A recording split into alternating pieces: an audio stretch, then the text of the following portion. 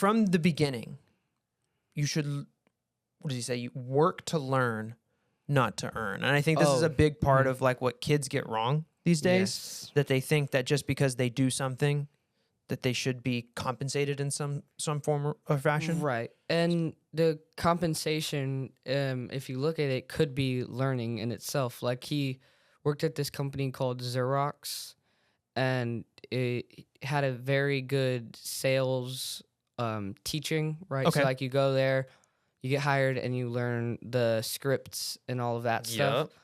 And it was really good.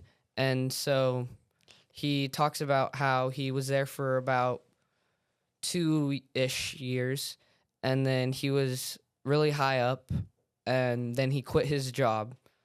And so his poor dad, quote unquote, was like almost like enraged because he was making a lot of money, but that's not what he was looking for. He was looking for what he could learn from the company. Yeah.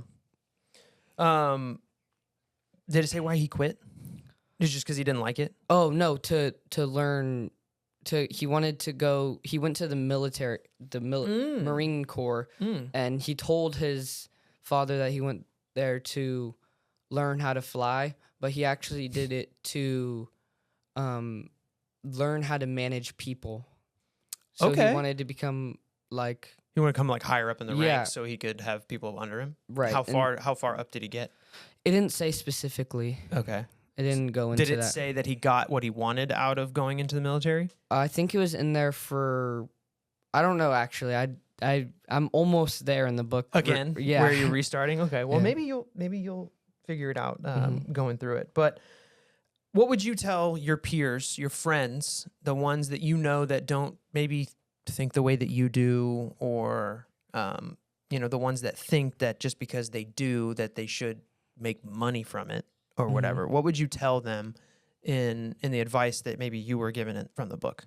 Analyze more, see become more aware, because he was around 9 or 10 years old, or maybe a little older than that, and he was working for his rich dad, his friend's dad, for no money at all whatsoever.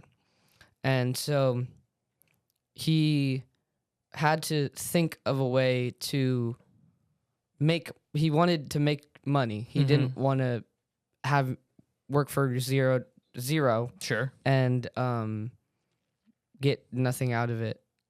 So one day the store manager was cutting up these comic books and giving them to the comic book manager for credit. Okay. And so he asked the comic book manager if he could use those comic books.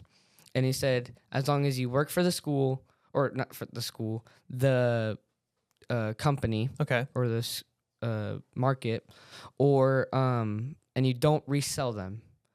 And so what he did was he opened basically a library where you pay 30 cents to get in, and you have 2 hours to read whatever you want.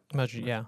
Right. So and kids those days, they could read the comic books in 15 minutes, but the comic book back then was 30 cents. So you get 4 or 5 comic books that you can read with the same as buying a comic book.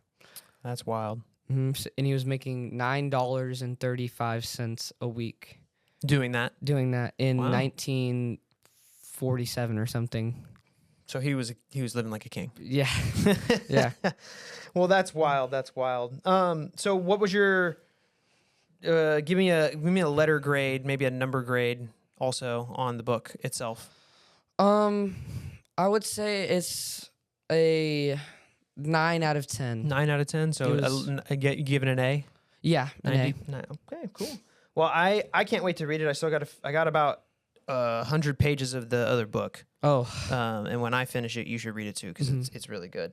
But that brings us to the end of another episode. How I mean, flew by, right? It did. You didn't even realize that we've yeah. already been sitting here that long. Yeah. So if you guys out there made it this far, if you have kids that are, anywhere from 13 to 15, 16, maybe even 18 years old, show them this, right? It'll be proof that, they can change the way that they think as young as they are. And have them read Rich Dad, Poor Dad, because it's a grade of an A from how old are you, 14? 13. 13. I always think he's 14. Age does not matter. It's because you grew 9 million inches in about 3 months. So.